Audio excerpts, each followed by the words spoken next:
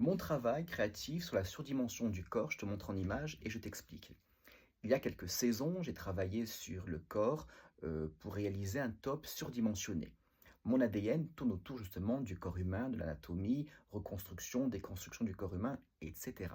Je m'attarde à travailler avec précision sur notre anatomie pour la recouvrir au millimètre.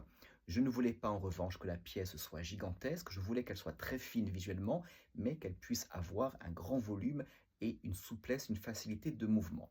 Donc, j'ai réalisé ça avec une matière légère.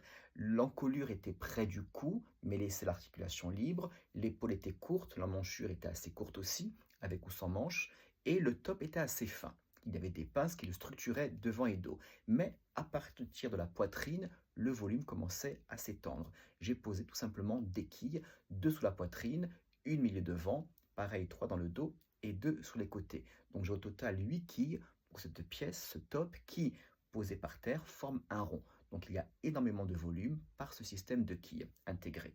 Ça me permettait de travailler sur la surdimension du corps et de pouvoir lui donner beaucoup d'aisance dans les mouvements. J'ai commencé par réaliser cette pièce en top, puis en robe courte, robe mi-longue jusqu'à robe longue, avec différentes matières, essentiellement crêpe de soie, satin de soie, mousseline de soie, parfois des soies doubles, pour m'amuser et créer donc un grand volume de robes avec lesquelles on pouvait danser, faire des grands écarts, mais ça marchait très très bien puisque les volumes des wikis nous le permettaient.